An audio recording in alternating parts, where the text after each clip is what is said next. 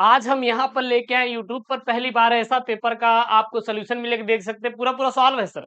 आपका एक भी मतलब एकदम सिंपल तरीके से सर पूरा फिजिक्स का पेपर सॉल्व है, 70 में 70 सर, गारंटी है सर।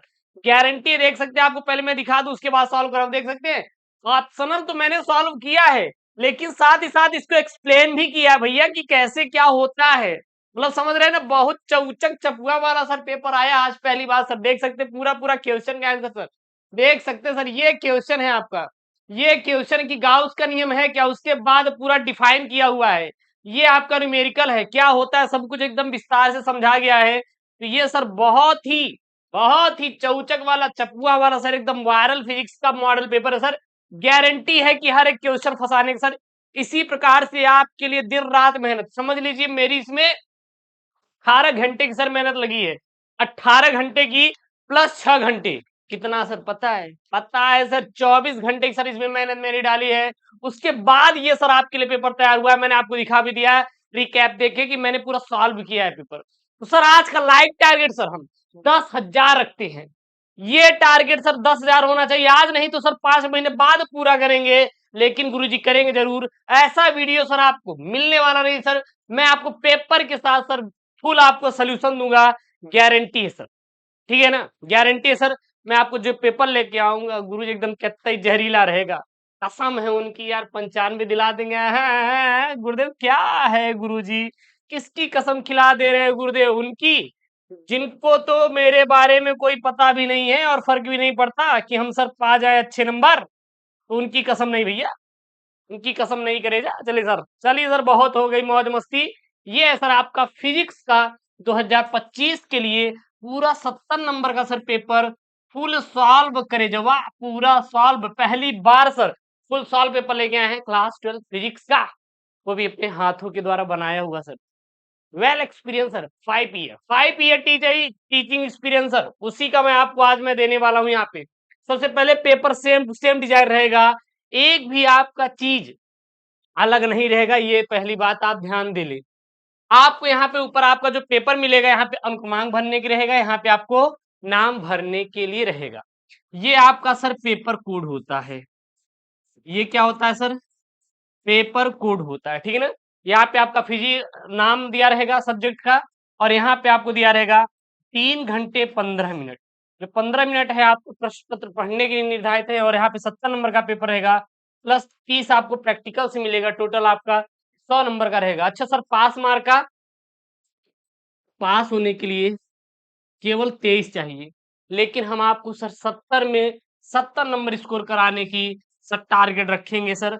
और जितना भी मैं आपको पेपर दूंगा सर सॉल्व कर करके, आपको सर पढ़ते हुए चले जाना, क्योंकि सर बहुत मेहनत लगती है। कई दिनों का सर इसमें टाइम दिया जाता है, एक्सपर्ट हायर किया जाता है, उसके बाद सर ये तैयार होता है सर। तो 3 बार क्रॉस चेक करवाते हैं कि कैसे क्या होता है, ठीक है ना। अब देख लीजिए, सबसे पहले यहाँ पे आपका है क्या, कुछ निर्देश दिए गए हैं, सभी प्रश्न करना अनिवार्य है। इस प्रश्न पत्र में 5 खंड हैं, अ, व, स, द और य। जो खंड अ है आपका बहुविकल्पी है, 1 नंबर का। खंड ब अति लघुत्तरी है, 1 नंबर का। खंड स लघुत्तरी टाइप 1 प्रकार का है, 2 नंबर का। खंड द लघुत्तरी टाइप 2 प्रकार का है, 3 नंबर का। और खंड यह आपका विस्तृत उत्तरी, जो कि 5 नंबर वाले सर प्रश्न है, 5 नंबर वाले प्रश्न है। सबसे पहले सर हम लोग खंड अ सॉल्व करेंगे सर, बहुविकल्पी। बहुविकल्पी सर 6 बहुविकल्पी आपके पेपर में सर छपने वाले हैं, देखिएगा सर।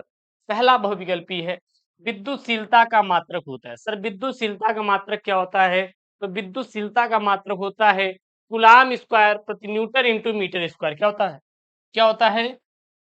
कूलाम स्क्वायर प्रति न्यूटन इंटू मीटर स्क्वायर होता है।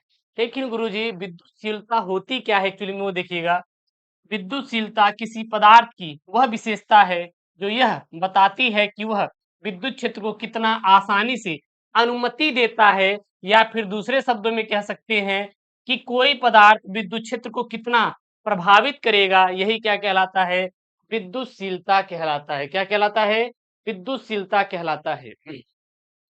विद्युतशीलता का जो सर सूत्र होता है, अब ई, ई बराबर क्या होता है? ई बराबर, ई बराबर क्या होता है आपका? यहाँ पे लिख सकते हैं विद्युतशीलता एप्सिलॉन जीरो बराबर क्या होता है?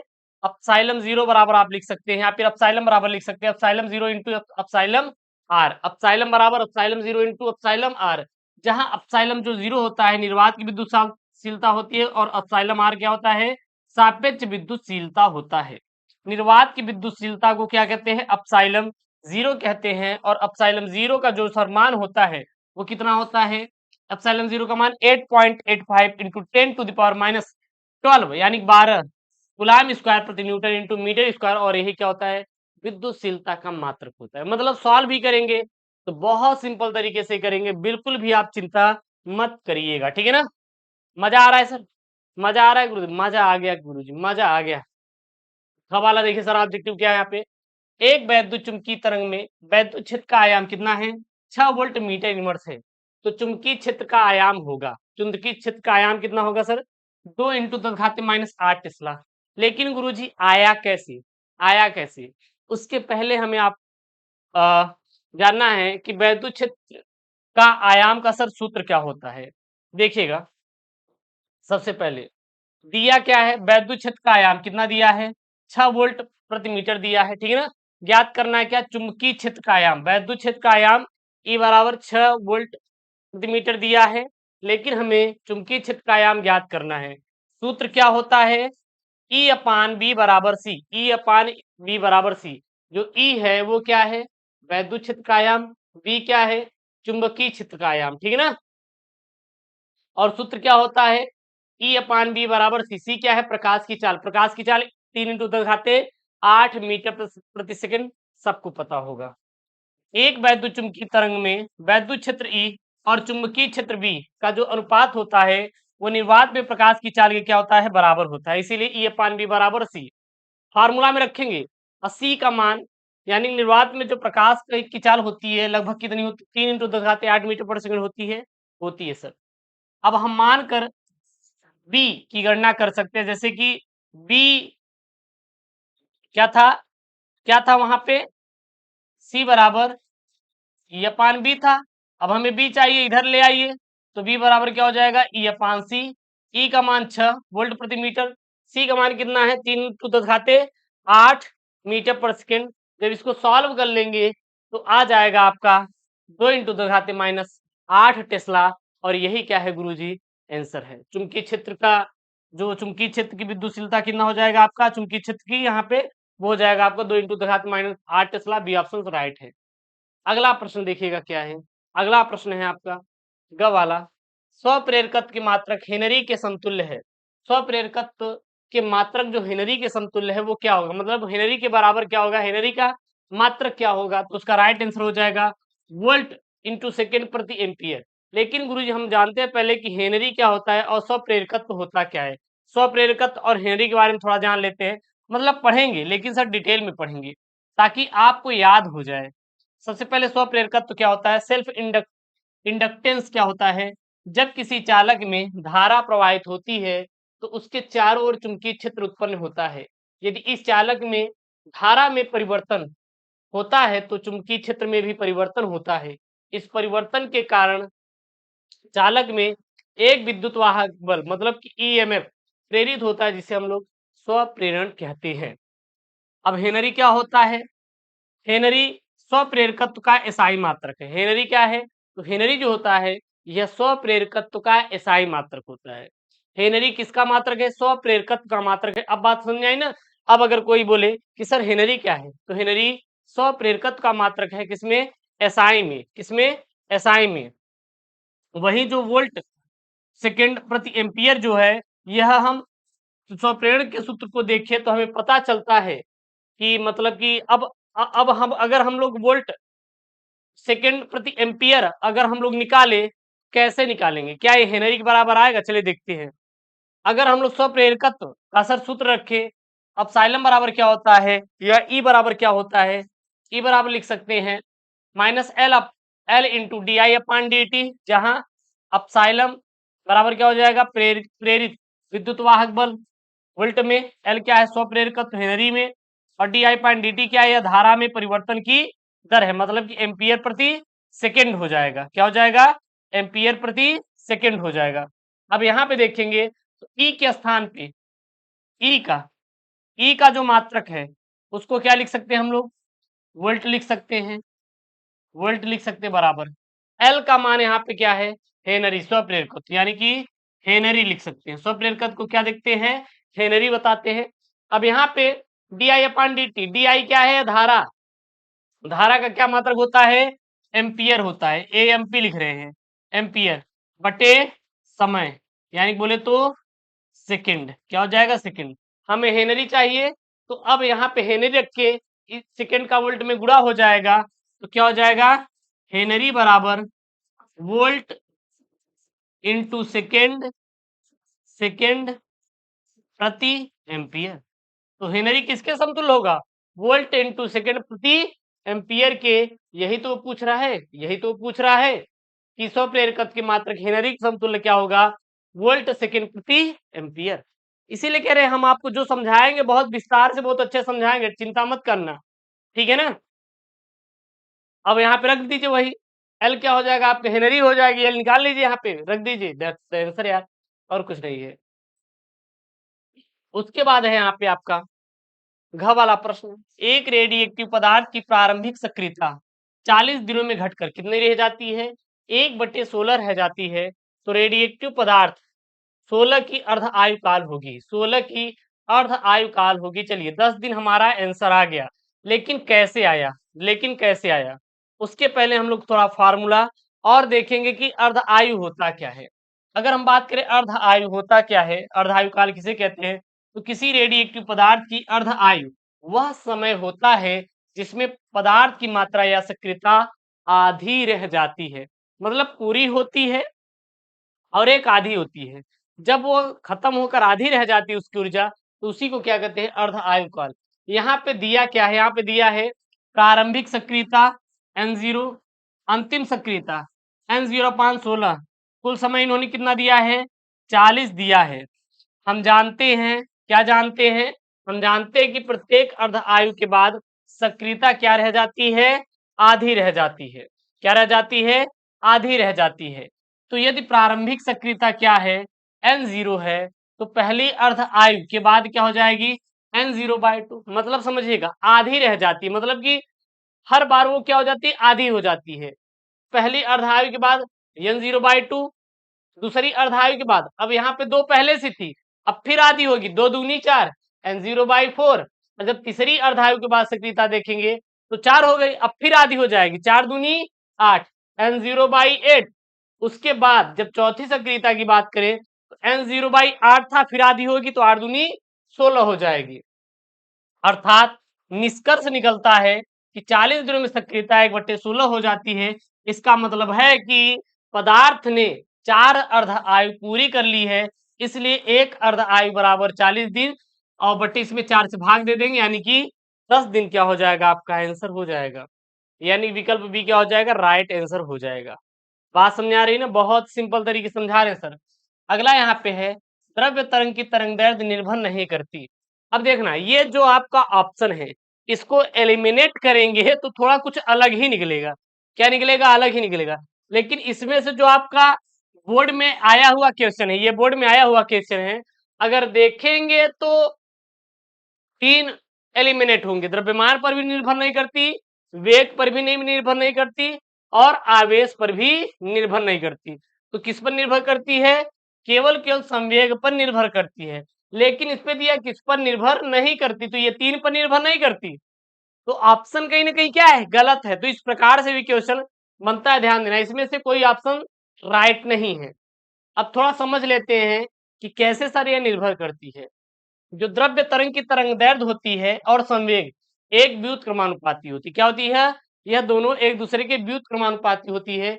इसका अर्थ यह है कि एक वृद्धि दूसरे में कमी लाती है, और इसके विपरीत, इसके विपरीत मतलब अगर एक में वृद्धि होगी तो दूसरे में कमी आएगी, और दूसरे कमी आएगी तो एक वृद्धि होगी, ठीक है। फार्मूला देखें तो लेमडा बराबर क्या होता है, एच अपान पी होता है, और पी बराबर क्या होता है, पी क्या है आपका, संवेग है, जिसको क्या बोलते हैं, मोमेंट। पी बराबर क्या होता है, एम वी होता है, क्या होता है, एम वी होता है। जहां लेमडा क्या है, तरंग दैर्ध्य, एच क्या है, प्लांक कांस्टेंट, और पी क्या है आपका मोमेंटम, बोले तो संवेग। द्रव्य तरंग की तरंग दैर्ध्य द्रव्यमान या वेग या आवेश पर निर्भर नहीं करती, तो किस पर निर्भर करती है, संवेग पर निर्भर करती है। ये गुण द्रव्य तरंग के व्यवहार को प्रभावित कर सकते हैं, लेकिन वे तरंग दैर्ध्य को निर्धारित नहीं कर सकते हैं। समझ आ रहा है ना? मतलब कि इसमें से जो ऑप्शन है वो पेपर में आया हुआ है, लेकिन पेपर में गलत था। क्या था? गलत था। अगला च वाला क्वेश्चन यहाँ पे देखिएगा। च वाला ये क्वेश्चन बोला है यहाँ पे, एक आदमी केवल 3 मीटर तक देख सकता है, उसके लिए 12 मीटर तक स्पष्ट देखने के लिए निर्धारित लेंस की फोकस दूरी होगी। फोकस दूरी कितनी होगी सर? इसमें से सी वाला क्या हो जाएगा? राइट आंसर, यानी कि -4 मीटर। क्या हो जाएगा? -4 मीटर। पहली बात दिया है निकट बिंदु यानी नियर पॉइंट कितना दिया है? 3 मीटर दिया है। दूरी बिंदु यानी फॉर पॉइंट कितना दिया है इन्होंने? 12 मीटर दिया है। हमें निकालना क्या है? हमें यहाँ पे लेंस की फोकस दूरी एफ निकालनी है। सूत्र क्या होता है? बराबर 1/f बराबर 1/v माइनस 1/u। एफ क्या है? फोकस दूरी है। वी क्या है? प्रतिबिंब की दूरी दूर पर। वी क्या है? प्रतिबिंब की दूरी दूर पर। और यू क्या है? वस्तु की दूरी निकट बिंदु है। तो रख दीजिए, जो दूर है, जो दूर है वो क्या हो जाएगा? वी हो जाएगा। जो पास है वो क्या हो जाएगा? यू हो जाएगा। यानी कि ये किसकी वैल्यू है? यू की वैल्यू कितना है? निकट है, यानी कि 3 है। और वी की वैल्यू कितनी है? 12 है। अब रख दीजिए, मान आपका एफ आ जाएगा। चलिए रख देते हैं, मान रखेंगे और सॉल्व करेंगे। क्या हो जाएगा? हम यहाँ पे थोड़ा सॉल्व कर दे रहे हैं। एफ अपान एफ बराबर 1/, माइनस माइनस में 12 रखेंगे। क्या रखेंगे? -12। तो -1/12 हो जाएगा। फिर माइनस और माइनस कितना? प्लस 1 बटे क्या हो जाएगा? 3 हो जाएगा। एलसीएम लेंगे तो कितना हो जाएगा? 12, 12 से 12 कट गया। कितना है यहाँ पे? माइनस में 1, 3 चौक 12, 4 हो गया। क्या हो गया यहाँ पे? 4 हो गया। फिर कट करिए यहाँ पे कट करिए। कट कर देंगे तो यहाँ पे आपका आ जाएगा कितना? एफ बराबर कितना हो जाएगा? 1/f बराबर -3/12, 3 का 3, 3 चौक 12, यानी कि एफ बराबर -4 मीटर आ गया। कितना आ गया? -4 मीटर। अतः व्यक्ति को 12 मीटर तक स्पष्ट देखने के लिए -4 मीटर फोकस दूरी वाले अवतल लेंस की आवश्यकता होगी। बस, दैट्स द आंसर यार। स्क्रीनशॉट कर लीजिए, करना है तो स्क्रीनशॉट आप करना है तो कर लीजिएगा। निष्कर्ष क्या निकलता है? निकट दृष्टि दोष वाले व्यक्ति को दूर की वस्तु को स्पष्ट देखने के लिए अवतल लेंस का उपयोग करना होगा। और अवतल लेंस की फोकस दूरी क्या होती है? हमेशा और हमेशा ऋणात्मक होती है। और उत्तल लेंस की फोकस दूरी क्या होती है? धनात्मक होती है। क्लियर है करेजा? बिल्कुल सर। तो हम यहाँ पे जो आपको पेपर दे रहे हैं सर, पूरा पूरा फुल्ली सॉल्व है। आपको अलग से कुछ करने की जरूरत नहीं है, अलग से कुछ पढ़ने की जरूरत नहीं है। और ये वीडियो आपके लिए बहुत इंपॉर्टेंट है सर। एक बार वीडियो को लाइक करके चैनल को सब्सक्राइब कर लीजिए। चलिए सर, अब यहाँ पे है आपका खंड ब। खंड ब सर, खंड ब क्या बोल रहा है? आप दूसरा कक आवेश की गतिशीलता से आप क्या समझते हैं? क्या होता है आवेश की गतिशीलता? आवेश की गतिशीलता का अर्थ है कि किसी पदार्थ में विद्युत आवेशों यानी कि इलेक्ट्रॉन, प्रोटॉन आदि का एक स्थान से दूसरे स्थान तक गति करना। और यह गतिशीलता विद्युत धारा के कारण होती है, विद्युत धारा के कारण ही बनती है। उदाहरण के लिए धातुओं में मुक्त इलेक्ट्रॉन होते हैं, जो विद्युत क्षेत्र के प्रभाव में क्या करते हैं?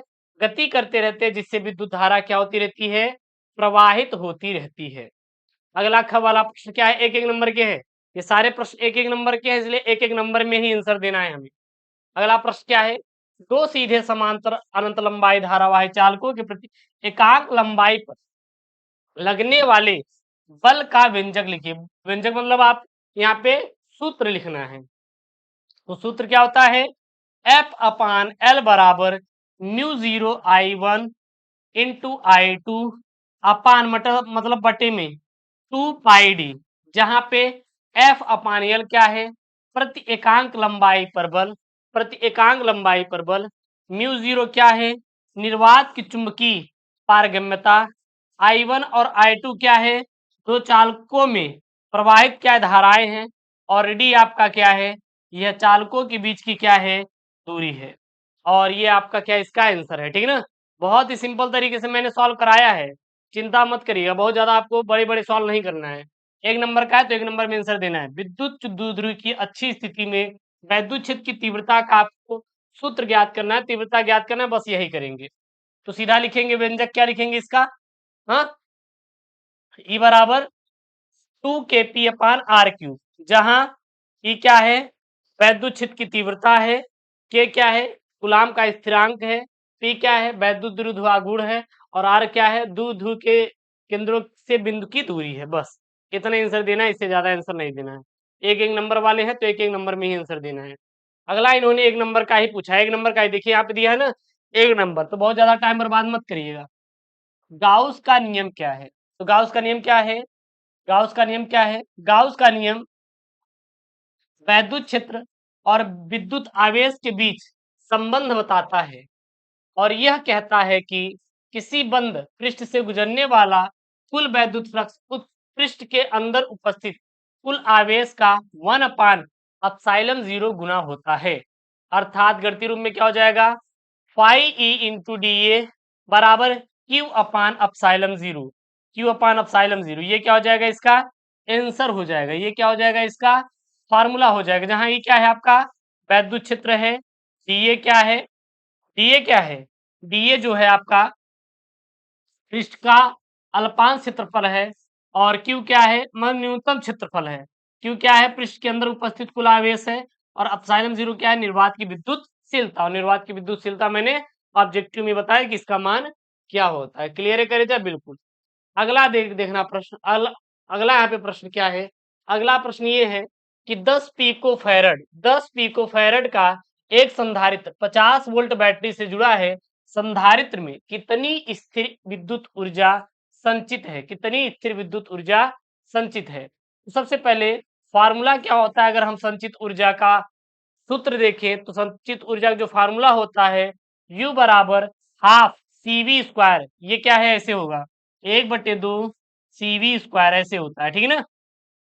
जहां U क्या है संचित ऊर्जा, C क्या है संधारित्र की धारिता, और आपका यहाँ पे V क्या है, ये संधारित्र के प्लेटों के बीच का क्या है, विभवांतर है।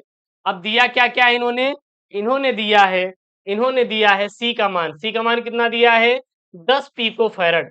अब एक पिको फैरड में 10 के घाते -12 फैरड होता है, एक पिको फैरड में कितना होता है 10 के घाते -12 फैरड होता है। गुणा कर देंगे यहाँ पे तो कितना हो जाएगा 10 इंटू 10 घाते -12 हो जाएगा। और भी इन्होंने कितना दिया है 50 वोल्ट इन्होंने दे रखा है। फॉर्मूला क्या होता है, U बराबर half half half half VC², half VC²।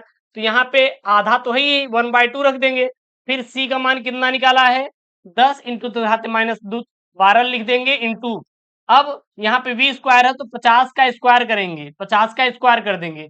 अब इसको आप सॉल्व कर लेंगे तो आ जाएगा 1.25 इंटू 10⁻⁸ जूल, -8 जूल, और यही इसका करेजा क्या है, आंसर है। एक बार आप लोग कमेंट करके बता दें समझ में आया कि नहीं। अगला ही 1 नंबर का सवाल है।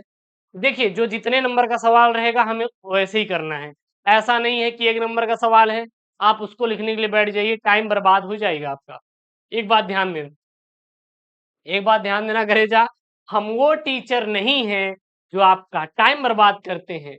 हमने अपने कंटेंट में, अपने चीजों में बहुत बदलाव किए हैं। मतलब कि मैंने एक जीरो लेवल से शुरू किया था सर, पिछले साल से ये सब बदलाव करना शुरू किया। पहले मैं ऐसे ही दे दिया करता था, मैंने बदलाव करना शुरू किया। आज देखिए आप लोगों के लिए इस स्तर पर पहुंच चुके हैं कि आपको फिजिक्स का पेपर पूरा सॉल्व करवा के आपको दे रहा हूं, ठीक है ना। चलिए सर, यहाँ पे किरचॉफ के नियम क्या है, किरचॉफ का नियम क्या होता है। तो सबसे पहले किरचॉफ के दो नियम है, पहला नियम धारा के नियम, दूसरा नियम क्या है, वोल्टता का नियम। चलिए देख लेते हैं। किसी विद्युत परिपथ के किसी भी जंक्शन पर मिलने वाली सभी धाराओं का बीजगणितीय योग शून्य होता है, और यह आवेश के संरक्षण के सिद्धांत पर आधारित है। यह किरचॉफ का क्या होता है, प्रथम नियम है। और किरचॉफ का द्वितीय नियम क्या होता है, वोल्टता का नियम।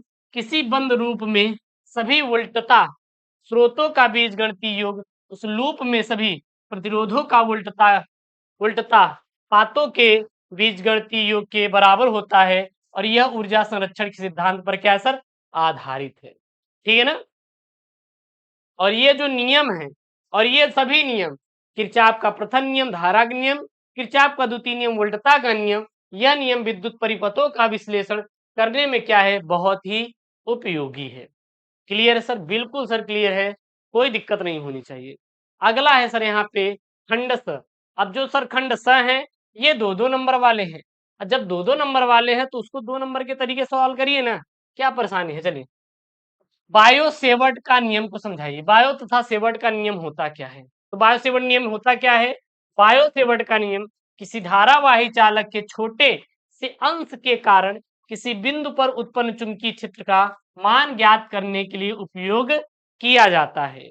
यह नियम कहता है कि किसी धारावाही चालक के छोटे से अंश डीएल, क्या है? डीएल, छोटे से अंश डीएल के कारण किसी बिंदु P पर उत्पन्न चुंबकीय चुंबकीय क्षेत्र dB का मान निम्न सूत्रों द्वारा हम लोग दे सकते हैं। चलिए सर, यहाँ पे क्या हो जाएगा? dB बराबर म्यू इंटू आई dl साइन थीटा बटे 4 पाई r स्क्वायर, जहां पे dB क्या है? बिंदु P पर उत्पन्न चुंबकीय क्षेत्र है, ठीक है। और म्यू जीरो क्या है? म्यू जीरो यहाँ पर है निर्वात की चुंबकीय पारगम्यता है। आई क्या है? चालक में प्रवाहित धारा है। dl क्या है? चालक का एक छोटा सा टुकड़ा यानी कि अंश है, या dA भी कर सकते हैं। थीटा क्या है? चालक के छोटे से अंश dl और बिंदु P को मिलाने वाली रेखा के बीच का कोण है। और r जो है यह चालकों के अंश से dl और बिंदु P की क्या है? दूरी है। अगला प्रश्न है 2 नंबर का, जो जितने नंबर का है उतना ही सॉल्व कराएंगे, बात ध्यान देना। फिजिक्स है भाई साहब, 3 घंटे में सॉल्व करना है। अब इसको आप गाथा मत बना दीजिए कि हम बना देंगे महाभारत गुरुदेव और लिखते ही चले जाएंगे। लिखते ही चले जाएंगे तो टाइम बर्बाद होता ही चला जाएगा, और जितना आपका टाइम बर्बाद होगा उतना ही आपको कम नंबर स्कोर होगा। हम कह रहे हैं कि आप पढ़िए सभी से, लेकिन सर हमें जरूर अपने दिल में बसा के रखिए, हम ऐसे सर पेपर देंगे, ऐसे पेपर देंगे, ऐसे प्रश्नों को सॉल्व कराएंगे जो आपके सब प्रश्न पेपर में छपने वाले हैं। करेजा, ठीक है? चलिए सर, अगला यहाँ पे खंड छ वाला, एक स्थान पर पृथ्वी के चुंबकीय क्षेत्र का ऊर्ध्वाधर घटक 0.3 गॉस तथा नति कोण 45 डिग्री है, तो पृथ्वी के चुंबकीय क्षेत्र का संपूर्ण तीव्रता तथा क्षैतिज घटक की क्या करिए? गणना कीजिए। उत्तर दिया है, क्या क्या दिया है? ऊर्ध्वाधर घटक bv का मान किया। अच्छा, v क्या है? v है वर्टिकल, और b क्या है आपका? b क्या है? चुंबकीय क्षेत्र। चुंबकीय क्षेत्र जो वर्टिकल है आप कितना दिया है? 0.03 दिया है, 0.3 गॉस दिया है। नति कोण थीटा कितना दिया है? 45 डिग्री इन्होंने दे रखा है। कितना दे रखा है? 45 डिग्री। चलिए, पृथ्वी के चुंबकीय क्षेत्र पर संपूर्ण तीव्रता b और क्षैतिज घटक bh ज्ञात करने के लिए हम निम्नलिखित संबंधों के प्रयोग करेंगे, यानी सूत्र का प्रयोग करेंगे। यानी कि BH बराबर B cos थीटा हमें, और BH बराबर B cos थीटा होता है, और BB बराबर क्या होता है? B sin theta. मतलब कि जो हॉरिजेंटल घटक होता है, हॉरिजेंटल क्षैतिज घटक होता है, वो B cos थीटा होता है, और जो वर्टिकल ऊर्ध्वाधर घटक होता है इस प्रकार से होता है। ये क्या है? BH है, और ये क्या है आपका? BB है। जस्ट सेकेंड, ऐसे होता है। ये आपका BB है, और ये क्या आपका? BH है। ये जो होता है ये आपका B साइन थीटा होता है, और ये क्या होता है आपका? B cos थीटा होता है। B cos थीटा होता है। थीटा का मान इन्होंने दिया है कितना? 45 दिया है, ठीक है ना। और BB का मान कितना दिया है इन्होंने? 0.3 दिया है। अब रख दीजिए। चलिए यहाँ पे देखिए, इसी फॉर्मूला रखेंगे। क्या यहाँ पे देखिएगा, क्योंकि थीटा बराबर कितना दिया है? 45 अंश, तो साइन थीटा और कॉस थीटा का मान कितना हो जाएगा? 1/√2 हो जाएगा। क्यों? क्योंकि साइन 45 अंश का मान, थीटा के स्थान जब 45 रखेंगे, साइन 45 अंश का मान 1/√2 होता है, और कॉस 45 अंश का मान भी 1/√2 होता है। इसीलिए BH और BB का मान कितना हो जाएगा? 0.3 गॉस हो जाएगा। क्लियर है? और B बराबर BH अपान कॉस थीटा, हमें B ही तो चाहिए, यच हमें मिल गया, यच हमें मिल गया, कॉस थीटा मिल गया, रख दीजिए। तो BH कितना दिया है? 0.03 गॉस, और कॉस थीटा का मान 1/√2। अब इसका गुणा कर लेंगे तो 0.3√2 गॉस। दैट्स द आंसर यार। तो इसीलिए कहते हैं सिंपल है यार, बहुत ज्यादा परेशान मत होइएगा। कोई चीज हार्ड नहीं है, कोई चीज कठिन नहीं है, बस हमें सॉल्व करना आना चाहिए, सही दिशा पता होना चाहिए, सही रास्ते पता होना चाहिए। मंजिल तो मिल ही जाएगी सर, मंजिल तो मिल ही जाएगी सर, बस रास्ते सही पता होने चाहिए। ग वाला प्रश्न है, वायु चुंबकीय क्षेत्र में स्थित आयताकार धारावाही लूप पर क्रियारत बल आघूर्ण ज्ञात कीजिए। ठीक है, चलिए आयताकार धारा रूप पर बल आघूर्ण कैसे करेंगे, हर एक पॉइंट को समझते हुए चलेंगे। जब एक आयताकार धारा लूप को एक बंद चुंबकीय क्षेत्र में रखा जाता है, उस पर एक बल आघूर्ण कार्य करता है। यह बल आघूर्ण लूप में बहने वाली धारा और चुंबकीय क्षेत्र के बीच परस्पर क्रिया के कारण होता है। बल आघूर्ण का सूत्र सर देखेंगे तो कैसे निकालेंगे बल आघूर्ण का सूत्र, ध्यान देना यहाँ पे। एक आयताकार धारावाही लूप पर लगने वाले बल आघूर्ण यानी कि टाउ को निम्न सूत्र द्वारा ज्ञात किया जाता है। टाउ बराबर क्या हो जाएगा, N I A B sine theta, N I A B sine theta. जहां पे टाउ क्या है, जहां पे टाउ क्या है, बल आघूर्ण है, एन क्या है, लूप में फेरों की संख्या है, आई क्या है, लूप में प्रवाहित धारा है, ए क्या है, लूप का क्षेत्रफल बी क्या है, चुंबकीय क्षेत्र है थीटा क्या है, लूप के तल और चुंबकीय क्षेत्र के बीच का कोण है, क्या है इसका कोण है। अगला यहाँ पे है सर, अगला यहाँ पे है, बहुत ही सिंपल सवाल है। किसी सूक्ष्मदर्शी की विभेदन क्षमता का सूत्र लिखिए। सूक्ष्मदर्शी की विभेदन क्षमता कैसे बढ़ाएंगे, परावर्तनी दूरदर्शी का किरण आरेख भी हमें बनाना है। सबसे पहले सूक्ष्मदर्शी की विभेदन क्षमता होती क्या है, तो सूक्ष्मदर्शी की विभेदन क्षमता यह बताती है कि सूक्ष्मदर्शी दो बहुत पास स्थित बिंदुओं को कितना स्पष्ट रूप से अलग दिखा सकता है, मतलब दो पास हैं, जो पास स्थित वस्तु है उसको कितना स्पष्ट और अलग दिखा सकता है। या दूसरे शब्दों में कह सकते हैं कि यह सूक्ष्मदर्शी की क्षमता को मापता है और वह कितने बारीक विस्तार को दिखा सकता है। इसका सूत्र अगर देखेंगे तो यहाँ पे लिखेंगे हम अपना सूक्ष्मदर्शी की वेदन क्षमता आर को निम्नलिखित सूत्र द्वारा लिखते हैं। सूत्र क्या होता है, आर बराबर 2 म्यू साइन अल्फा अपान 1.22 लैम्डा, जहां आर क्या है, विभेदन क्षमता है, म्यू क्या है, अवृदित्सक लेंस और वस्तु के बीच के माध्यम का अपवर्तनांक, जो कि आमतौर पर हवा के लिए कितना होता है, 1 होता है। हालांकि हर एक माध्यम के लिए अलग अलग होता है, लेकिन म्यू का मान हवा के लिए 1 होता है। अल्फा क्या है, अवदिशक लेंस का अर्धशंकु कोण है, और यहाँ पे लेम्डा क्या है, प्रयुक्त प्रकाश का क्या है, तरंग दैर्ध्य है। विभेदन क्षमता के बढ़ाने के क्या क्या तरीके हैं, ध्यान दीजिएगा, बहुत सारे तरीके हैं। पहला है तरंग दैर्ध्य कम करना, यानी कि छोटी तरंग दैर्ध्य वाला प्रकाश जैसे नीला प्रकाश का उपयोग करके विभेदन क्षमता को हम लोग बढ़ा सकते हैं। दूसरा, अर्धशंकु कोण बढ़ाना, अवदिशक लेंस का व्यास बढ़ाने से अर्धशंकु कोण क्या होता है, बढ़ता है, और विभेदन क्षमता भी क्या होती है सर, बढ़ती है। अगला है अपवर्तनांक बढ़ाना, यानी कि अवदिशक लेंस और वस्तु के बीच के माध्यम का अपवर्तनांक बढ़ाने से विभेदन क्षमता बढ़ती है, और इसके लिए तेल निम्नमजन तकनीकी का हम लोग क्या करते हैं, उपयोग करते हैं। अगला है यहाँ पे दिया था परावर्तनी दूरदर्शी का किरण आलेख। चलिए देखते हैं। परावर्तनी दूरदर्शी में मुख्य रूप से दर्पणों का उपयोग किया जाता है, और यह दूरदर्शी रंगीन विपतन से मुक्त होता है, ठीक है ना, जो कि यहाँ पे हम लोग चित्र में शामिल किए हुए हैं। हमने बहुत सिंपल से स्टेप बाय स्टेप सॉल्व किया है चीजों को। परावर्तनी दूरदर्शी के मुख्य भाग क्या क्या है, जैसे कि अभिदिशक दर्पण, यह एक अवतल दर्पण होता है जो दूर की वस्तु का एक वास्तविक उल्टा और छोटा प्रतिबिंब बनाता है। अगला है अवदिशक लेंस, अवदिशक दर्पण का छिद्र, इस छिद्र से प्रकाश अवदिशक दर्पण पर पड़ता है। समायोज्य, समायोज्य दर्पण, यह एक समतल दर्पण होता है जो प्रतिबिंब को आंख के पास स्थित नेत्रिका लेंस की ओर परावर्तित करती है। अगला है नेत्रिका लेंस, यह एक उत्तल लेंस होता है जो प्रतिबिंब को आंख के लिए आभासी, सीधा और आवर्धित बनाता है। अब किरण किरण आरेख खींचना है, तो मैंने एक किरण आरेख भी यहाँ पे खींच रखा है। चलिए देखते हैं यहाँ पे किरण आरेख सर कैसे इसको ड्रा करेंगे।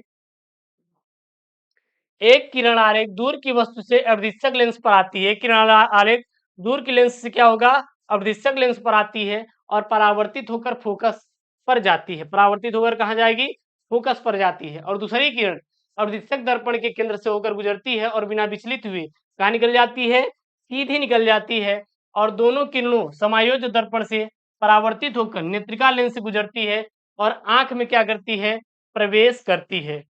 और ये है उसका फिगर, आपको बनाना है तो सर इसको बना लीजिएगा, इंपॉर्टेंट है, कोई दिक्कत नहीं होनी चाहिए, ठीक है ना। चलिए सर इसका स्क्रीनशॉट कर लीजिए, कर लीजिएगा। वैसे भी सर हम इसका पीडीएफ जो है टेलीग्राम चैनल यस के मिशनरी पर भेज देंगे, और यस के मिशनरी टेलीग्राम चैनल का लिंक डिस्क्रिप्शन बॉक्स के अंदर दिया है, जाकर आप मेरे साथ ज्वाइन कर लीजिए। अगला है यहाँ पे खंड द। चलिए सर खंड द को सॉल्व करते हैं। यहाँ पे पहला प्रश्न है, वैद्युत चुंबकीय तरंगों के किन्हीं दो गुण बताइए और एक समतल विद्युत चुंबकीय तरंग में वैद्युत क्षेत्र 20 वोल्ट मीटर इनवर्स आयाम से दोलन करता है, तो वैद्युत क्षेत्र का क्या घनत्व यहाँ पे हमें ज्ञात करना है। स्टेप बाय स्टेप सॉल्व करेंगे, आराम से समझिएगा, कोई दिक्कत नहीं है। ये 3 नंबर की सवाल है, ठीक है ना। सबसे पहले ध्यान देना, वैद्युत चुंबकीय तरंगों के दो गुण। पहला गुण, वैद्युत चुंबकीय तरंगे अनुप्रस्थ तरंगे होती हैं, अर्थात इनमें वैद्युत क्षेत्र और चुंबकीय क्षेत्र के तरंग के संचरण की दिशा के लंबवत दोलन करता है। दूसरा, वैद्युत चुंबकीय तरंगे निर्वात में प्रकाश की गति से क्या करती है, यात्रा करती है, मतलब चलती है। अब वैद्युत क्षेत्र का ऊर्जा घनत्व का सूत्र क्या होता है, किसे कहते हैं, तो ध्यान देना है यहाँ पे। वैद्युत क्षेत्र की ऊर्जा घनत्व को U से दिया जाता है, दिखाया जाता है, और U बराबर क्या होता है, 1/2 epsilon 0 into E square, 1/2 epsilon 0 E square होता है, जहां एप्सिलॉन 0 क्या है, निर्वात की विद्युतशीलता, और ई क्या है, वैद्युत क्षेत्र का क्या आयाम है, क्या है, आयाम। और इन्होंने दे रखा है, क्या क्या दे रखा है, इन्होंने दे रखा है ई बराबर 20 वोल्ट प्रति मीटर, और एप्सिलॉन 0 का मान होता है, कितना होता है, लगभग 8.85 इंटू 10⁻12 कूलाम स्क्वायर प्रति न्यूटन इंटू मीटर स्क्वायर होता है, ठीक है सर। अतः रख देंगे यहाँ पे, वैल्यू रख देंगे, आपको निकल कर मान आ जाएगा। यू बराबर क्या हो जाएगा, यू ही निकालना, यू बराबर हाफ, और हमने यहाँ पे एप्सिलॉन 0 का मान रख दिया, और यहाँ पे रख दिया ई का मान रख दिया, और सॉल्व कर लेंगे तो 1.77 इंटू 10⁻⁹ जूल प्रति मीटर क्यूब, ठीक है, कोई दिक्कत नहीं सर, बहुत ही सिंपल तरीके से सर मैंने इसको सॉल्व करवाया है। अगला इन्होंने प्रश्न बोला है, सर प्रश्न क्या बोला है, एक समान आवेशित अनंत विस्तार की समतल चादर के समीप उत्पन्न वैद्युत क्षेत्र की तीव्रता गॉस के नियम के प्रयोग से ज्ञात कीजिए। किन नंबर का है, 3 नंबर का, बहुत ही सिंपल से, और हम लोग एकदम लाइन बाय लाइन इसको सॉल्व करेंगे। सबसे पहले देखते हैं गॉस का नियम होता क्या है।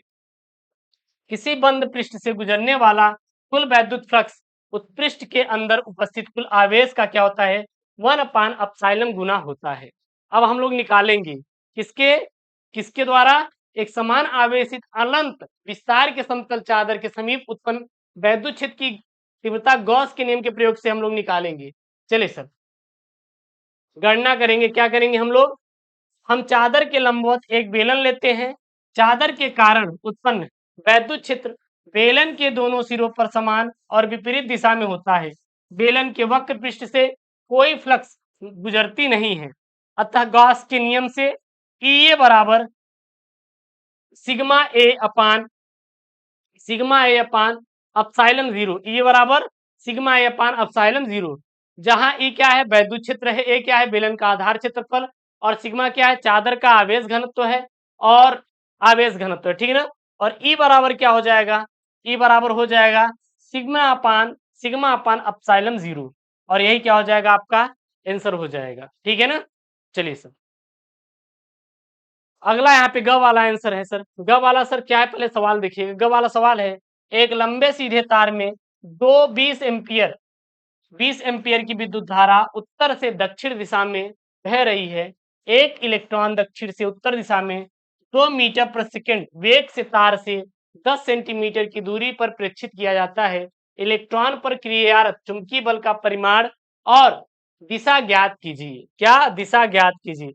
चलिए सॉल्व करते हैं। सबसे पहले दिया है सर, दिया क्या क्या है, दिया है तार में धारा आई 20 एम्पियर, इलेक्ट्रॉन का वेग भी कितना दिया, 2 मीटर पर सेकंड, तार से इलेक्ट्रॉन की दूरी स्मॉल आर कितना दिया, 10 सेंटीमीटर। सेंटीमीटर को जब मीटर में बदलेंगे तो 1 मीटर बराबर होता है 100 सेंटीमीटर। 100 सेंटीमीटर, अगर हम लोग 1 सेंटीमीटर बराबर देखें तो हो जाएगा 1/100 मीटर। अब जहां पे 1 सेंटीमीटर है वहां पे 1/100 रख देंगे तो 10 बटे इतना मीटर। 0 से 0 कैंसिल, ये 0 इधर आ जाएगा तो 0.1 मीटर। ठीक है। अगला है इलेक्ट्रॉन का आवेश की बराबर 1.6 इंटू 10⁻19 कूलाम, -19 कूलाम। और निर्वात की चुंबकीय पारगम्यता म्यू जीरो कितनी होती है? 4.2 इंटू 10⁻7 टेस्ला मीटर प्रति एम्पियर होता है। ज्ञात करना है, क्या ज्ञात करना है? इलेक्ट्रॉन पर लगने वाला चुंबकीय बल F का परिमाण और दिशा, ये ज्ञात करना है हमें। चलिए अब हमें ज्ञात करते हुए चले जाना है स्टेप बाय स्टेप। सूत्र सूत्र क्या होता है? एक गतिमान आवेश पर लगने वाला चुंबकीय बल यानी नॉरेंज बल का सूत्र क्या होता है? F बराबर Q V B sine theta. जहां F क्या है? चुंबकीय बल है, मैंने सब कुछ बताया है। Q क्या है? आवेश है। Q क्या है? आवेश है। V क्या है? वेग है। D क्या है? चुंबकीय क्षेत्र है। थीटा क्या है? वेग और चुंबकीय क्षेत्र के बीच का कोण है। अब चुंबकीय क्षेत्र का मान हम लोग ज्ञात करेंगे। एक लंबे सीधे धारावाही तार के कारण किसी बिंदु पर चुंबकीय क्षेत्र का मान निम्नलिखित सूत्र द्वारा ज्ञात करते हैं। और इसका फार्मूला क्या हो जाएगा? बी बराबर mu zero I upon 2 pi R. क्योंकि सर यही बी का मान तो हम यही रखेंगे, क्योंकि यही बी का मान तो रखेंगे जब बी चुंबकीय क्षेत्र का मान इन्होंने भी दिया है क्या? बी देखिए दिया है क्या? बी कहीं नहीं दिया है। जब हम बी का मान निकालेंगे तभी एफ का मान आएगा, क्योंकि क्यू मिल जाएगा, वी मिल जाएगा, साइन थीटा मिल जाएगा, लेकिन बी नहीं मिला है। अब इसीलिए हम लोग बी भी निकाल रहे हैं। हम कह रहे थे ना आपको स्टेप बाय स्टेप सॉल्व कराएंगे, चिंता मत करो, बहुत सिंपल तरीके से। अब हमें बी चाहिए तो बी अब हम लोग देखेंगे। बी को ज्ञात करने का सूत्र क्या होता है? Mu zero I upon 2 pi R. जहां बी क्या है? चुंबकीय क्षेत्र, म्यू क्या है? निर्वात की चुंबकीय पारगम्यता, आई धारा है, और आर क्या है? बिंदु की तार से दूरी है। अब हमें चुंबकीय क्षेत्र का मान बी निकाल के उसमें रख दीजिएगा। चलिए बी का मान निकाल लेते हैं। बी का फॉर्मूला क्या होता है? 4 पाई हो गया। अब सबका मान रख देंगे तो आ जाएगा बी का मान 4 इंटू 10⁻5 टेस्ला। दिया है, हमें रखना है, रख दिए। ठीक है सर, मिल गया। अब जब बी मिल गया, बी मिल गया तो अब हमें एफ निकल जाएगा ना, क्योंकि चुंबकीय बल का मान ज्ञात करना है। चुंबकीय बल यानी कि एफ का मान ज्ञात करना है। चूंकि इलेक्ट्रॉन का वेग और तार में धारा एक दूसरे के लंबवत है, तो थीटा का मान क्या हो जाएगा? 90 डिग्री। क्या हो जाएगा? 90, क्योंकि लंबवत हो जाएगा ना, तो थीटा मिल गया। अब भी यहाँ पे 4 इंटू 10⁻5 टेस्ला मिल गया। अब रख दीजिए यहीं पे रख दीजिए। Q V B sine theta का मान रख देंगे। एफ बराबर आ जाएगा, कितना आ जाएगा? यहाँ पे आ जाएगा 1.28 into 10⁻23 Newton. Step by step solve किए हैं, आ गया। और अब हमें बल की दिशा बताना है, तो बल की दिशा कैसे हो जाएगा? बल की दिशा लिखेंगे फ्लेमिंग के बाएं हाथ के नियम के अनुसार। अंगूठा बल की दिशा तर्जनी चुंबकीय क्षेत्र की दिशा और माध्यम धारा की दिशा को दर्शाती है। इस स्थिति में बल इलेक्ट्रॉन को तार से दूर ले जाने की दिशा में होगा। अतः इलेक्ट्रॉन पर लगने वाला बल, चुंबकीय बल का परिमाण कितना हो जाएगा?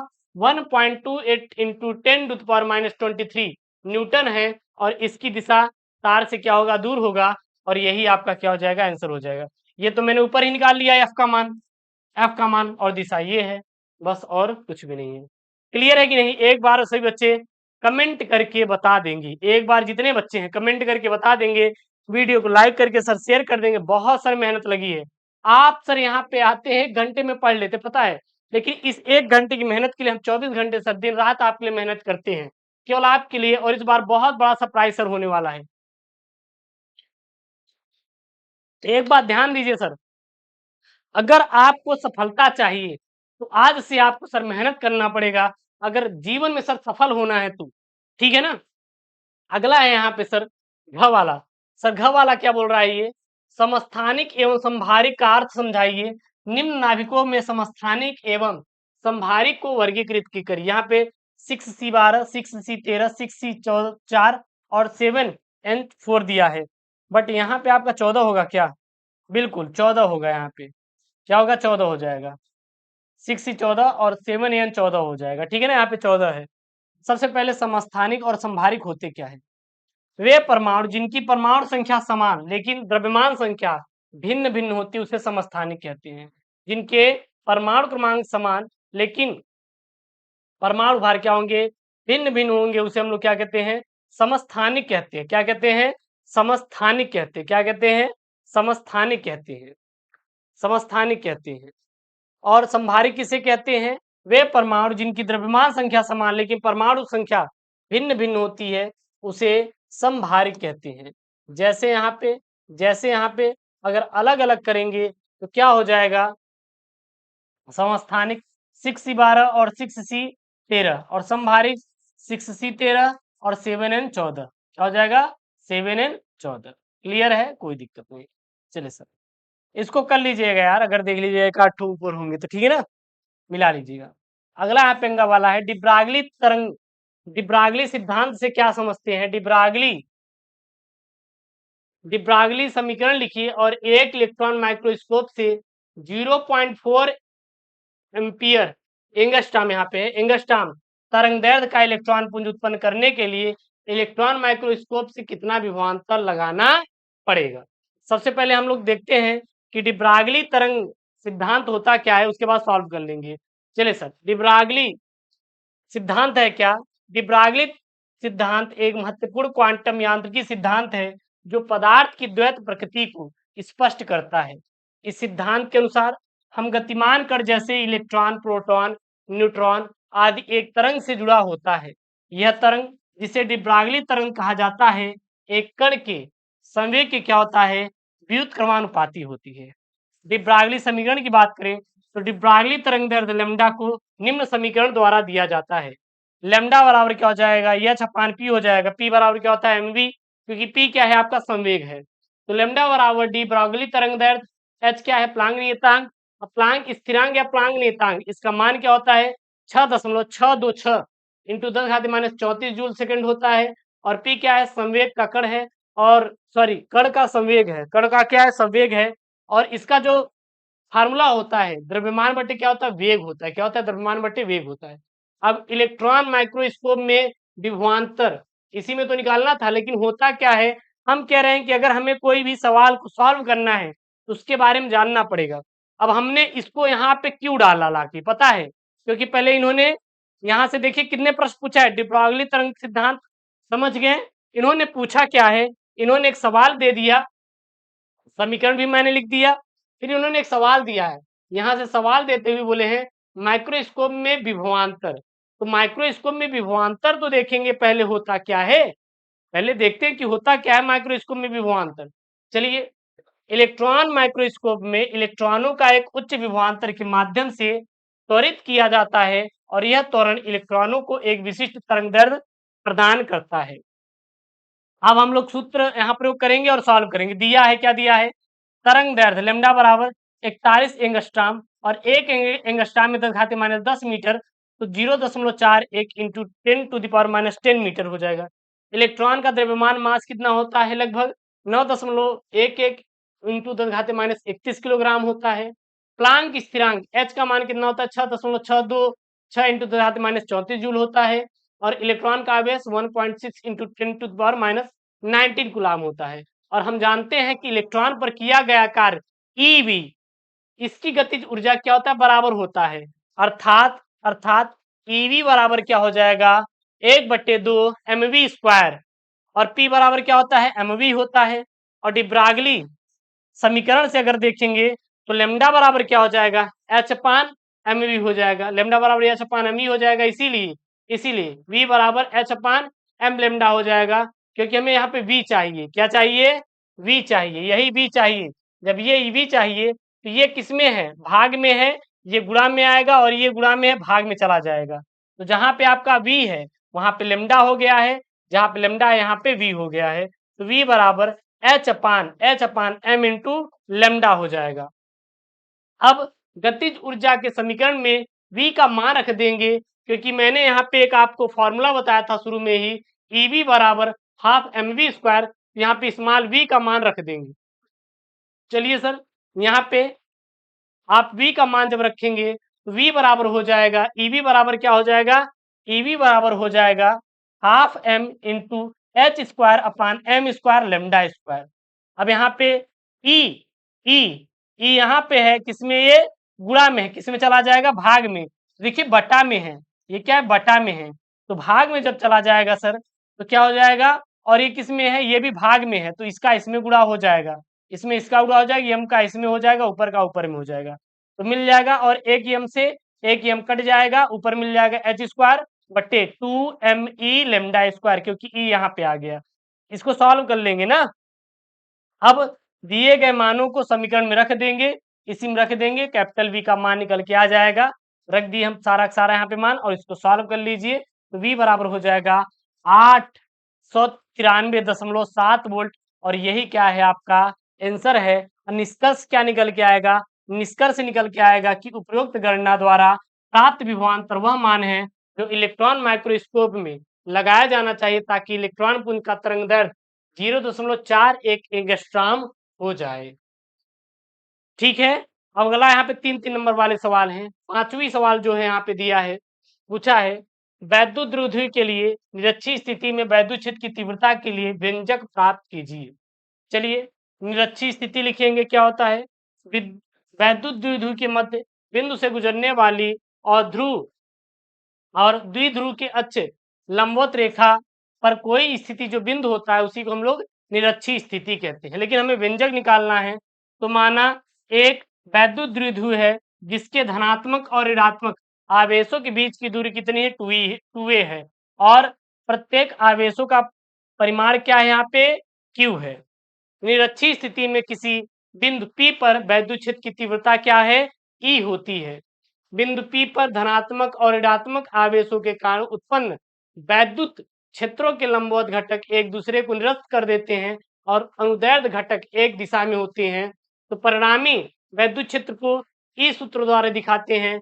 E बराबर क्या हो जाएगा, 1/4 पाई एप्सिलॉन 0 इंटू P अपान R क्यूब, P अपान R क्यूब। देखिएगा इसको कैसे लिख सकते हैं, 1/4 पाई एप्सिलॉन 0 इंटू P अपान R क्यूब। इसको ऐसे भी लिख सकते हैं, ध्यान देना कि पता लगा आपको समझ नहीं आ रहा है कि गुरुजी लिखे क्या है, समझ आ रहा है ना, इसीलिए मैं आपको एक्सप्लेन कर रहा हूँ बहुत ही सिंपल तरीके से। जहाँ एप्सिलॉन 0 क्या है, निर्वात की विद्युतशीलता, P क्या है, वैद्युत द्विध्रुव आघूर्ण, और P बराबर क्या होता है, 2 की वे होता है, R क्या है, ध्रुव ध्रुव के मध्य स्थित बिंदु, P की क्या है, दूरी है।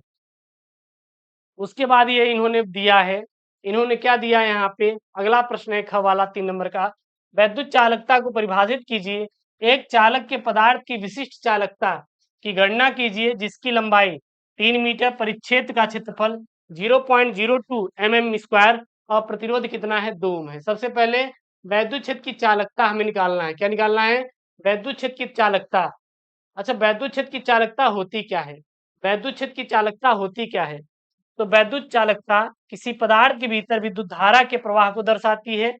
मतलब कि जो वैद्युत क्षेत्र की चालकता होती है, किसी पदार्थ के वैद्युत धारा के अंदर जो प्रवाह होती है उसे क्या करती है, दर्शाती है। अथवा दूसरे शब्दों में कह सकते हैं कि यह किसी पदार्थ की विद्युत धारा को प्रवाहित करने की क्षमता को मापती है। जितनी अधिक किसी पदार्थ की चालकता होगी, उतनी ही आसानी से उसमें धारा प्रवाहित होगी। चालकता का जो मात्रक होता है सीमेंस प्रति मीटर होता है, यानी कि सीमेंस को कैपिटल एस से दिखाते हैं प्रति मीटर, एस अपान एम होता है, ठीक है ना, सीमेंस प्रति मीटर मतलब एस अपान एम। अब विशिष्ट चालकता हमें निकालना है, तो विशिष्ट चालकता होता क्या, पहले सबसे पहले जान तो लीजिए परिभाषा, उसके बाद तो निकालेंगे। विशिष्ट चालकता किसी पदार्थ की एक मूलभूत गुणधर्म है जो उस पदार्थ की चालकता को दर्शाती है, भले ही उस पदार्थ का आकार या आकृति कुछ भी हो। यह पदार्थ के एक इकाई आयतन की चालकता की क्या होती है, बराबर होती है।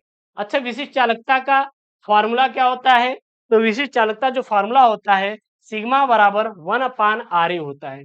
सिग्मा क्या है, विशिष्ट चालकता, जिसका मात्रक क्या होता है, सीमेंस प्रति मीटर होता है, और एल क्या है, यहाँ पे 1 नहीं है, एल है, सॉरी, एल अपान RA होता है। एल क्या है, यहाँ पे चालक की लंबाई मीटर में, आर क्या है, चालक का प्रतिरोध ओम में, ए क्या है, चालक का अनुप्रस्थ काट का क्षेत्रफल किसमें, वर्ग मीटर में।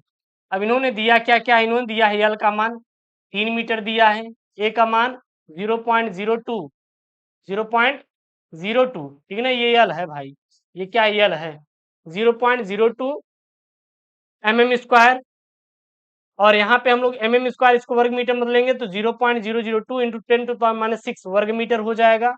आर का मान 2 ओम, कितना है यहाँ पे, आर का मान 2 ओम है, ठीक ना। तो विशिष्ट चालकता ज्ञात करना है, विशिष्ट चालकता ज्ञात करना है। सिग्मा बराबर क्या होता है, ये यल है सर, ये क्या यल है, आर अपान ए, सिग्मा बराबर यल अपान आर ए, यल का मान रख दीजिए, आर ए का मान रख दीजिए, तो सिग्मा बराबर यहाँ पे आ जाएगा, यहाँ पे क्या आ जाएगा 7.5 into 10 to the power 7 siemens प्रति मीटर, और यही क्या हो जाएगा, आंसर हो जाएगा। अर्थात अतः दिए गए चालक के पदार्थ की विशिष्ट चालकता 7.5 इंटू 10 7.5 इंटू 7 सीमेंस प्रति मीटर होगी। अगला यहाँ पे है आपका ग वाला। ग में देखिएगा इन्होंने अथवा में करके दिया है, चाहे ये सवाल कर दीजिए या फिर ये सवाल कर दीजिए, कोई इशू नहीं है। ट्रांसफार्मर का सिद्धांत पर टिप्पणी करिए अथवा मैक्सवेल का विद्युत चुंबकीय तरंग सिद्धांत की व्याख्या कीजिए। चलिए सर, हम लोग यहाँ पे ट्रांसफार्मर का सिद्धांत ही लिख रहे हैं।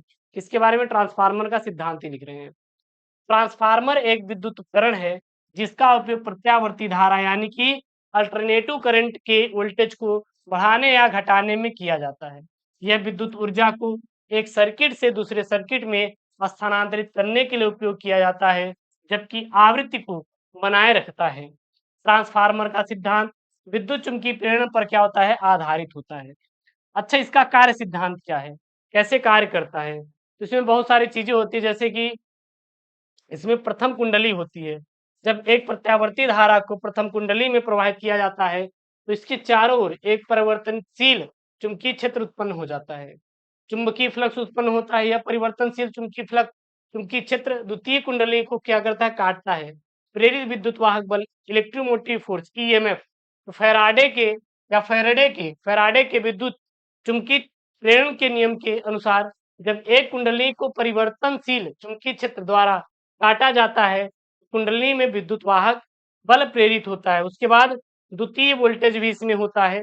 अब द्वितीय वोल्टेज देखेंगे तो जब प्रेरित विद्युत वाहक बल द्वितीय कुंडली में एक प्रत्यावर्ती धारा उत्पन्न करता है तो द्वितीय कुंडली में उत्पन्न वोल्टेज प्राथमिक और द्वितीय कुंडलियों में फेरों की संख्या के अनुपात की क्या होता है, बराबर हो जाता है। सूत्र क्या होता है, इसका सूत्र होता है V2 अपान V1 बराबर N1 अपान N2। V2 क्या है, द्वितीय कुंडली में वोल्टेज, V1 क्या है, प्राथमिक कुंडली में वोल्टेज, N2 क्या है, द्वितीय कुंडली में फेरों की संख्या, और यहाँ पे देखेंगे N1 क्या है, प्राथमिक कुंडलियों में फेरों की संख्या है। अब ट्रांसफार्मर के प्रकार, तो ट्रांसफार्मर जो होते हैं सर दो प्रकार के होते हैं, एक उन्नयन ट्रांसफार्मर होता है, सेटअप ट्रांसफार्मर, एक होता है अवनमन ट्रांसफार्मर यानी कि सेटअप डाउन ट्रांसफार्मर। उन्नयन ट्रांसफार्मर क्या होता है, द्वितीय कुंडली में फेरों की संख्या प्राथमिक कुंडली से अधिक होती है और यह वोल्टेज को बढ़ाने के लिए क्या होती है, उपयोग किया जाता है। और अवनमन ट्रांसफार्मर में द्वितीय कुंडलियों में फेरों की संख्या प्राथमिक कुंडलियों से कम होती है और यह वोल्टेज को कम करने के लिए उपयोग किया जाता है। ट्रांसफार्मर के उपयोग कहाँ पे करते हैं, ध्यान देना। तो पहला, विद्युत ऊर्जा को लंबी दूरी तक कम हानि के साथ प्रेरित करने के लिए या प्रेषित करने के लिए, विद्युत उपकरणों में वोल्टेज को समायोजित करने के लिए, और इलेक्ट्रॉनिक सर्किट में विभिन्न वोल्टेज स्तर को बढ़ाने के लिए। ट्रांसफार्मर के सर लाभ क्या क्या है और हानि क्या क्या है। पहला, यह उच्च दक्षता पर काम करता है, कम रखरखाव, विभिन्न वोल्टेज स्तरों को प्राप्त करता, मतलब प्राप्त करने की क्षमता, और ट्रांसफार्मर नुकसान क्या क्या है ये है यहाँ पे, ठीक है ना, क्लियर है। चलिए सर, अगला यहाँ पे है हाइगेंस के द्वितीयक तनिकाओं के सिद्धांत पर आधार पर प्रकाश के परावर्तन की व्याख्या कीजिए। प्रकाश के परावर्तन की यहाँ पे क्या करना है, व्याख्या करना है। चलिए सबसे पहले देखते हैं हाइगेंस का द्वितीयक तनिकाओं का सिद्धांत होता क्या है। हाइगेंस के द्वितीय तनिकाओं का सिद्धांत प्रकाश के व्यवहार को समझने के लिए एक महत्वपूर्ण सिद्धांत है। इस सिद्धांत के अनुसार जब कोई प्रकाश तरंग किसी माध्यम में गति करती है तो माध्यम के प्रत्येक बिंदु एक नया तरंग स्रोत बन जाता है और इन नए तरंग स्रोत को द्वितीयक तनिकाएं कहते हैं। इन द्वितीय तनिकाओं के अध्यारोपण से ही आगे बढ़ती है और तरंग का तरंगाग्र बनाती है। परावर्तन की व्याख्या अगर हम देखें, क्योंकि बोला है परावर्तन की व्याख्या भी कीजिए। चलिए, तो जब एक प्रकाश तरंग किसी चिकनी सतह पर आपतित होती है तो यह सतह से टकराकर वापस उसी माध्यम में लौट जाती है। इस घटना को परावर्तन कहते हैं। हाइगेंस के सिद्धांत के अनुसार परावर्तन को इस प्रकार से समझा जा सकता है, कैसे-कैसे? पहला, आपतित तरंगाग्र। जब किसी एक समतल तरंगाग्र किसी चिकनी सतह पर आपतित होती है, तो सतह पर पहुंचने वाला प्रत्येक बिंदु एक नया द्वितीय तरंग स्रोत बना दिया जाता है या बना लेता है। द्वितीयक तरंगिकाएं, ये द्वितीयक तरंगिकाएं सभी दिशाओं में गोलाकार तरंगिकाओं के रूप में फैल जाती हैं। तीसरा है परावर्तित तरंगाग्र। कुछ समय बाद ये द्वितीयक तरंगिकाएं एक नया समतल तरंगाग्र बनाती हैं, जिसे परावर्तित तरंगाग्र कहते हैं। चौथा है परावर्तन के नियम। परावर्तन के नियम, परावर्तन के दो नियम हैं। पहला नियम है, परावर्तित तरंगाग्र बनने की प्रक्रिया से परावर्तन के नियमों को समझा जा सकता है। दूसरा है, इसी में है, आपतन कोण परावर्तन कोण के बराबर होता है, यानी कि आपतित किरण, अभिलंब और परावर्तित किरण एक ही तल पर होते हैं और आपतन कोण परावर्तन कोण का मान क्या होता है, आपस में बराबर होता है। और यहाँ पे फिगर के द्वारा आप समझ सकते हैं, आप देख सकते हैं कि हाँ, ये फिगर में आपका पूरा दर्शाया गया है। अगला यहाँ पे सर एक क्वेश्चन है। क्वेश्चन क्या है देखिएगा, बहुत सिंपल सवाल है। एक धातु का कार्यफलन 4 इलेक्ट्रॉन वोल्ट है। 100 एंगस्ट्रॉम तरंग दैर्ध्य की एक्स किरणें इस धातु पर गिराई जाती हैं, तो उत्सर्जित इलेक्ट्रॉनों की अधिकतम गतिज ऊर्जा की गणना कीजिए। सबसे पहले देखते हैं कि सर ये प्रकाश विद्युत प्रभाव यानी कि एक्स किरणें होती क्या हैं। ध्यान देना, किसी धातु की सतह पर पर्याप्त ऊर्जा वाली विद्युत चुंबकीय विकिरण जैसे कि प्रकाश या एक्स किरणें डाली जाती हैं, तो धातु इलेक्ट्रॉन उत्सर्जित होते हैं और इस घटना को क्या कहते हैं, प्रकाश वैद्युत प्रभाव कहते हैं। आइंस्टीन का प्रकाश वैद्युत समीकरण क्या होता है, E बराबर फाई प्लस के ई मैक्स होता है। क्या होता है, फाई प्लस के ई मैक्स होता है। जो E है वो क्या है सर जी, आपतित प्रकाश, आपतित फोटान की ऊर्जा इलेक्ट्रॉन वोल्ट में। फाई क्या है, धातु का कार्यफलन ईवी में।